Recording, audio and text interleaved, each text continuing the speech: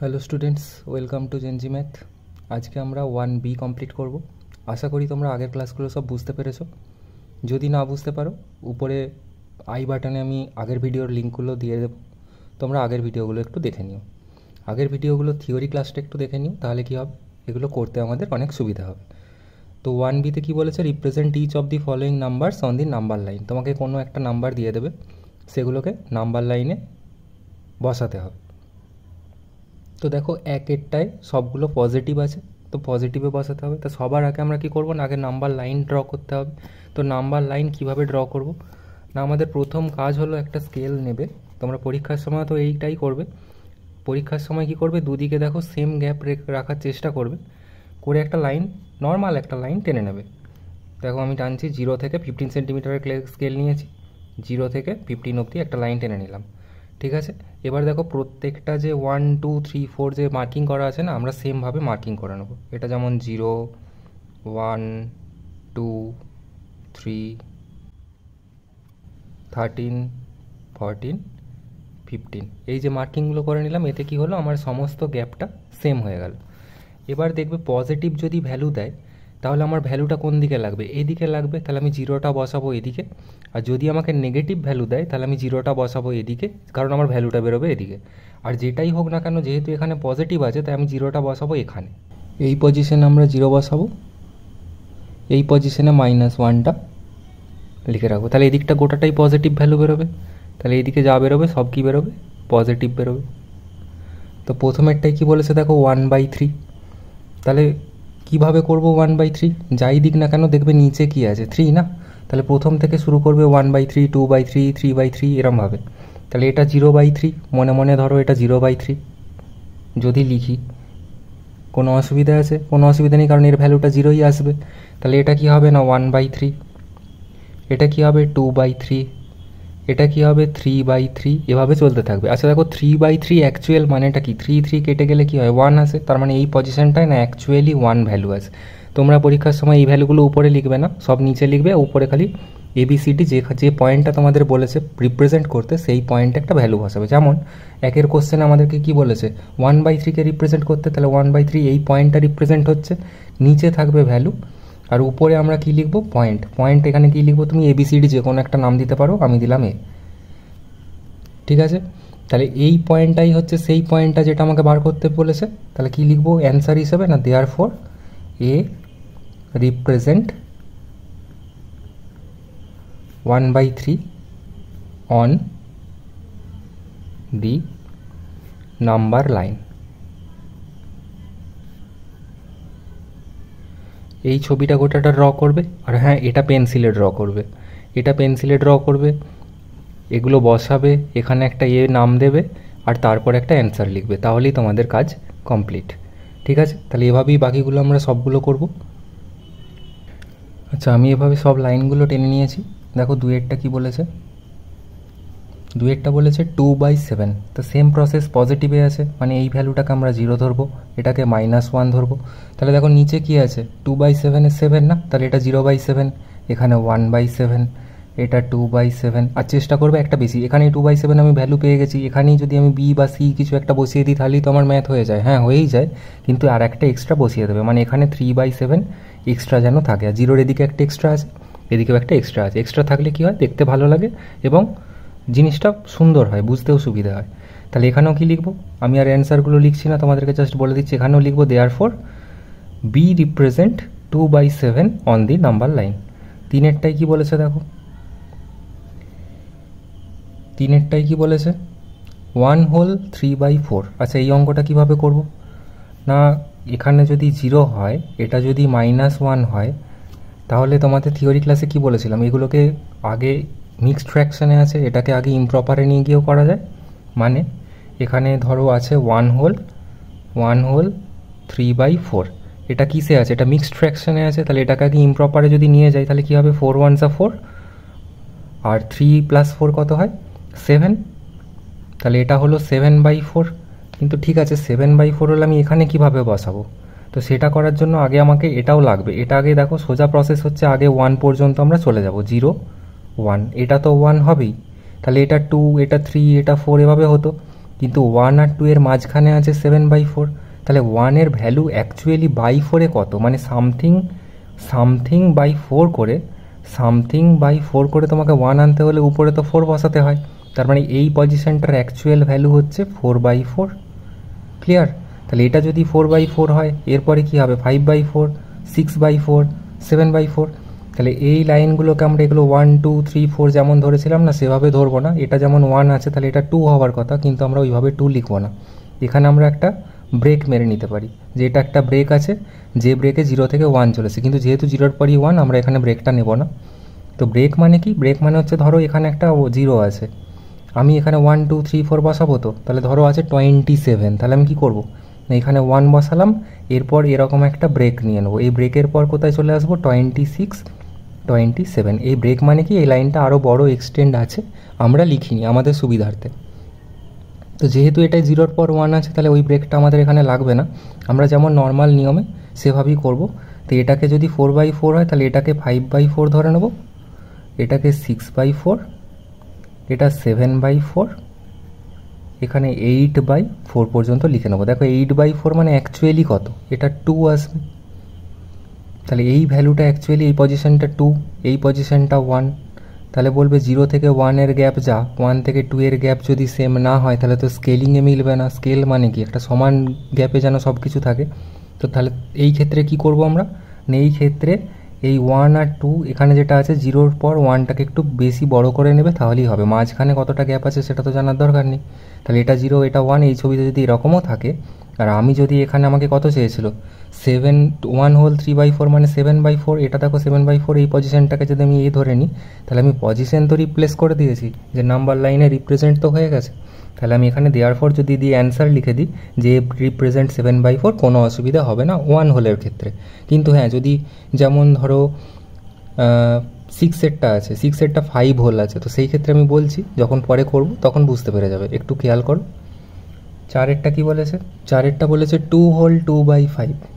এটাই যেমন দেখো এখানে কি আছে 2 হোল 2/5, তাহলে এটা মিক্সডে আছে। তাহলে এখানটাকে আমরা কি ধরবো? এটাকে 0 ধরবো যেহেতু পজিটিভে আছে। এটা যেমন -1 ধরছি। এবার দেখো 1টাকে না একটু বড় করে ধরবে, মানে এই পজিশনে ধরো 1, এই পজিশনে ধরো 1, একটু বড় করে ধরলাম।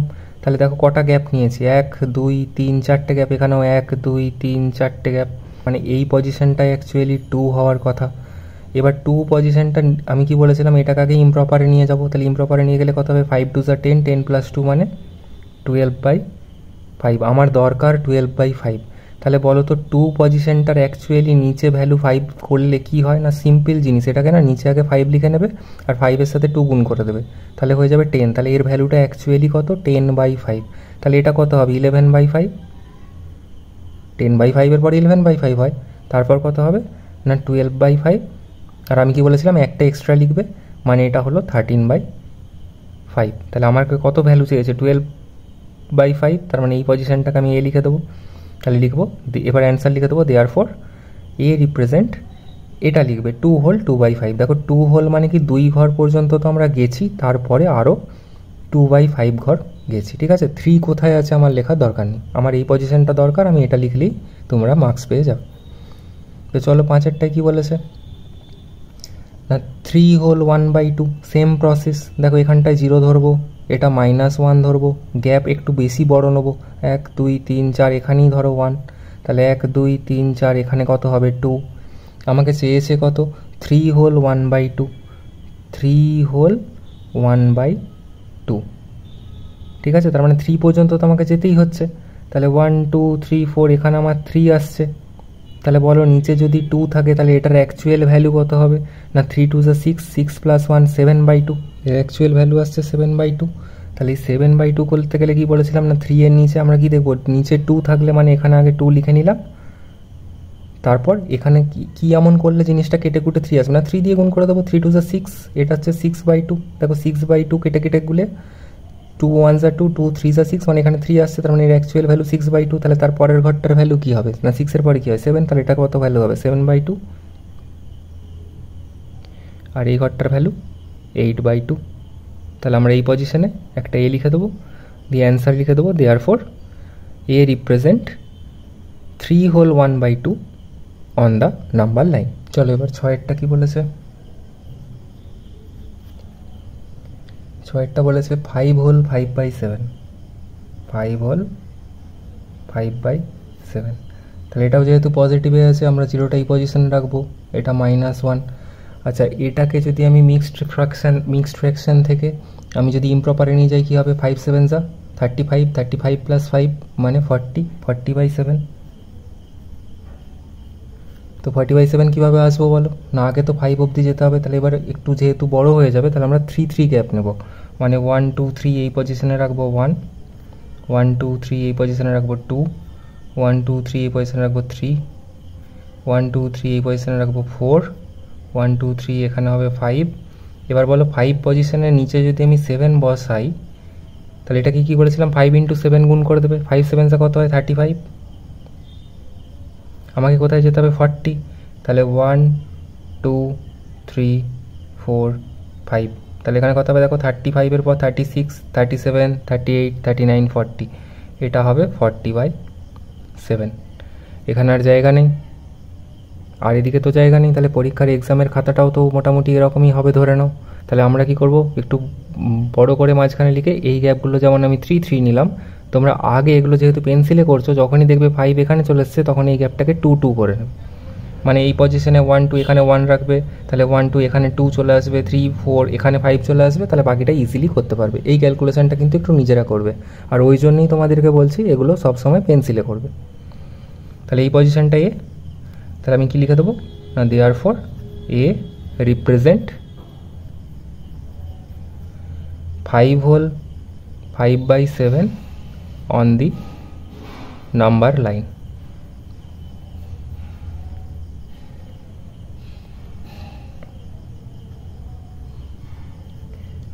তারপর এটা কি আছে বলো, 4 হোল 2/3, 4 হোল 2/3, তাহলে এটাকে নিয়ে গেলে কত হবে, 3 4 যা 12 + 2 14/3, তাহলে এই পজিশনটা কত 0, এটা কত -1, তাহলে কত কত নেবে না 1 2 3 এখানে নাও 1, 1 2 3 এখানে 2, 1 2 3 এখানে 3, 1 2 3 এখানে আগে 4, 4-এ চলে এলাম। আচ্ছা 4-এর পজিশনটা এখানে কত আছে না, নিচে আমাকে 3 চাই, তাহলে 3 চাই মানে এখানে আগে 3 বসিয়ে নিলাম, আর 3 আর 4 গুণ করে দেবো, 3 4 যা কত 12, এটা হলো 12/3, আমাকে কত যেতে হবে 14/3, তাহলে এখানে হলো 13/3, এটা 14/3। দেখো জিনিস খুব সোজা, ম্যাথ অনেকে বলে ম্যাথ শক্ত, ম্যাথ কখনো শক্ত হয় না, আমরা বুঝতে পারলে ম্যাথটা সোজা, আর যেটা বুঝতে না পারবো সেটাই শক্ত হয়ে যাবে। তো যদি বুঝতে পেরে গিয়ে থাকো তাহলে দেখবে খুব ইজি।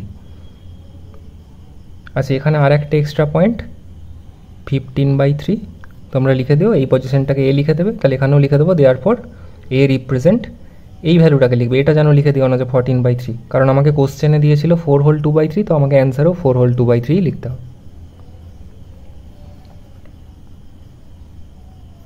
আচ্ছা এটাই তো সব থেকে সোজা, আর যেহেতু এটাই সব থেকে সোজা এরম অঙ্ক পরীক্ষায় দেবে না।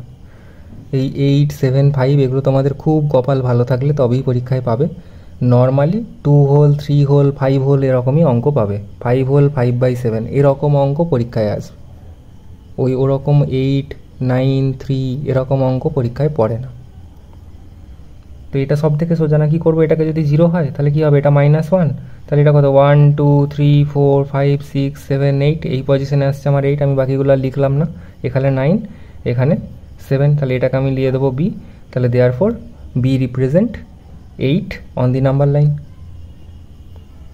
আচ্ছা 2-এর থেকে দেখো সব আছে নেগেটিভে মানে মাইনাসে, তাহলে আমরা কি করবো, এতক্ষণ 0 এখানে ধরছিলাম না, এবার 0 আমরা একদম এখানে ধরবো, এটাকে ধরবো 0, এটা হচ্ছে তাহলে +1, আর এদিকটা গোটাটা মাইনাস, তাহলে আমার মাইনাসটাই লাগবে। তাহলে দেখো পজিশনটা সেম, লাইনের পজিশন সেম খাতায়, খালি 0টা এখানে রাখলে এদিকটা পজিটিভ ভ্যালু অনেকটা পাবো, আর 0টা এদিকে রাখলে এদিকের নেগেটিভ ভ্যালু অনেকটা পাবো। তাহলে কোশ্চেনে দেখে নেবে যদি নেগেটিভ থাকে 0 এখানে, আর যদি পজিটিভ থাকে তাহলে 0 এই পজিশনে তোমরা মার্ক করে নেবে, তাহলেই দেখবে ইজি হয়ে যাবে। তো প্রথমে একটা কী আছে বলো, -1/3, তাহলে এখান থেকে শুরু করবো, এটা যদি 0/3 হয় তাহলে এটা -1/3, এটা -2/3, এটা -3/3, অ্যাকচুয়ালি -3/3 মানে কত, এটা -1, তাহলে এরমভাবে চলতো। তাহলে আমাদেরকে চেয়েছে কোনটা না -1/3, এটা আমার পজিশন, তাহলে এখানে লিখে নেবো therefore A point represent -1/3 on the number line. খুব ইজি। চলো দুয়েরটা কি বলেছে দেখো, -3/4। তাহলে -3/4 আবার সেম প্রসেস, এখানটা 0, এটা 1, তাহলে এটা হচ্ছে 0/4। তাহলে এটা কত হবে না -1/4 -2/4 -3/4 -4/4। আমাকে চেয়েছে কত -3/4। তাহলে এই পজিশনটা হচ্ছে আমার এ পজিশন। এখানেও same process, therefore A represents -3/4 on the number line.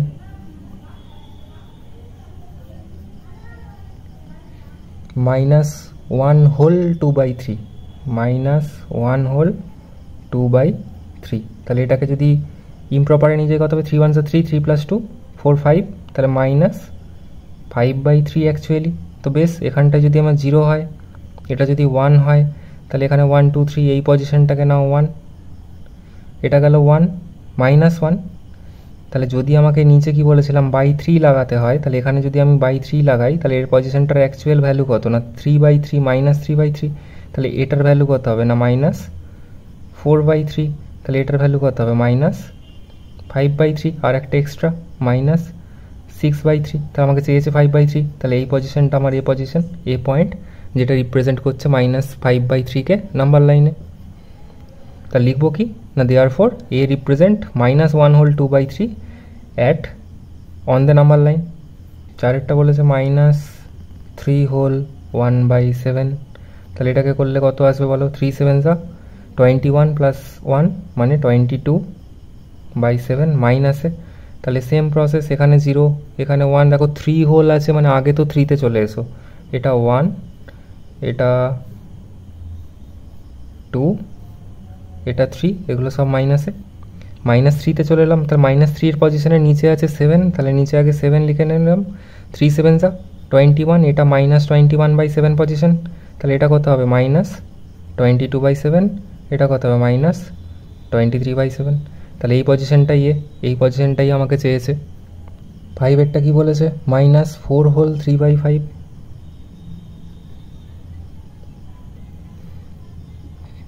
তাহলে এটাকে আগে ইমপ্রপারে নিয়ে যাও, 4 5 20, 23 -23/5। তাহলে এখানে বলেছে আগে 4, তাহলে আগে 4 পজিশনে এসো। এটা 0, এটা 1, এটা 1 2 3 4, এগুলো সব মাইনাসে। তাহলে -4-এ আমি চলে এসেছি। নিচে কত আছে 5, নিচে লিখে নিলাম 5, 5 4 20, এটা -20/5 পজিশন, এটা -21/5 পজিশন, এটা -22/5 পজিশন, এটা -23/5 পজিশন, এটা -24/5 পজিশন। তাহলে এটা হচ্ছে 23 22 23। তাহলে এই পজিশনটা হচ্ছে আমার, এই পজিশনটাই রিপ্রেজেন্ট করছে কাকে না -4 whole 3/5-কে। তারপর এটা বলো -2 whole 5/6।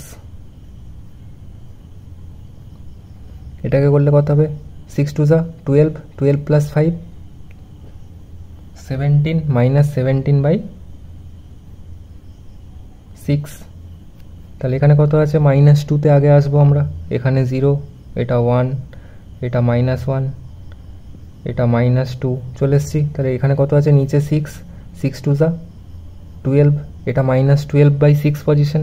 তাহলে এটা কত হবে -13/6 -14/6 -15/6 -17/6 -18/6। তাহলে এই পজিশনটাই হচ্ছে আমার এই পজিশন, -17/6ই তো আমার চাই। আচ্ছা 7-এরটা দেখো বলেছে -3। তাহলে এখান থেকেই আমি বলে দিচ্ছি, দেখো এটা যদি 0 হয়, এটা -1 -2 -3, তাহলে এখানে আমি একটা নাম দিয়ে দেবো। তাহলে এটাই রিপ্রেজেন্ট করতে হবে -3-কে। এটা আর করলাম না, একদম চলে এসো 8-এরটায়, -2 whole 7/8। তাহলে এটা কত আসবে, 8 2 16 + 7 -23/8। তাহলে কোথায় আসতে হবে, আগে তো 2 এসো। তাহলে এটা 0, এটা 1, এটা -1, এটা -2, -2-তে চলে এসেছি। তাহলে এখানে নিচে আমাকে যদি 8 লাগাই আমি, তাহলে 8 2 16, এটাই 16, তাহলে এটা 17, 18, 19, 20, এখানে কত আসছে -20/8। দেখো সবগুলো লিখলাম না, দেখতে খুব বাজে লাগবে বলে। তাহলে 20-র পর 21, 22, 23, এটা হচ্ছে -23/8 পজিশন। তাহলে এটাও লিখে নিচ্ছি -24/8। তাহলে এই পজিশনটাই হচ্ছে আমার এ, তাহলে এটাই লিখে দেবো A represent -2/7/8 on the number line. আচ্ছা, 3-এরটা কি বলেছে বলো, বলছে which of the following statements are true and false. তো 3-এর একেরটা কি বলেছে, বলেছে -3y lies to the left of 0 on the number line. তো আমার লেফট কোনটা বলো, এটা যদি আমার 0 পজিশন হয় তাহলে এ দিকটা হচ্ছে আমার লেফট আর এদিকটা আমার রাইট। তো রাইট সবসময় কী হয়, পজিটিভ হয়, আর লেফট সবসময় নেগেটিভ হয়। তাহলে যদি নেগেটিভ ভ্যালু দিয়েছে -3/5, তো সেটা 0-র অবশ্যই লেফটে থাকবে, যেখানেই থাক না কেন লেফটে তো থাকবেই। তাহলে এটা হবে ট্রু। তো প্রথমেরটা হলো ট্রু। 2-এরটা কি বলেছে, -12/7, -12/7 lies to the right of 0 on number line. দেখো মাইনাস আছে মানে রাইটে তো কোনো দিন হতে পারে না, তাহলে ওটা তো এমনিই ফলস। 3-এরটা কি বলেছে, the rational number 1/3 and -5/2 are on opposite side of 0 on the number line. দেখো 1/3 আছে পজিটিভে, তাহলে এটা এইদিকে থাকবে, আর -5/2 আছে নেগেটিভে এদিকে, তাহলে এই দুটো দিক তো অপোজিট দিক, তাহলে এটা ঠিকই বলেছে 0-র অপোজিট সাইডে দুদিকে আছে, তার মানে এটা ট্রু। আর তারপরেরটা বলেছে rational number -18/-13 lies to the left of 0 on the number line. দেখো দুটো মাইনাস আছে, -18/-13, -18/-13।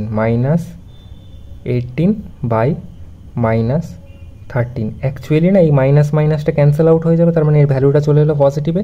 তাহলে পজিটিভে থাকতে গেলে এটাকে রাইটে থাকতে হবে, এটা লেফটে কেন থাকবে, তাহলে এটাও হবে ফলস। আশা করি সবটা বুঝতে পেরেছো। যদি তোমাদের এরপরেও কিছু প্রবলেম হয় আমাকে কমেন্টে জানিও, আমি চেষ্টা করব এই নাম্বার লাইনের আলাদা একটা ডেডিকেটেড ভিডিও বানানোর। যদি প্রবলেম হয় তবেই জানিও, তাহলে আমি বানিয়ে দেবো। ঠিক আছে, আজকে এই পর্যন্তই। পরের দিন আমরা 1C তে চলে যাব।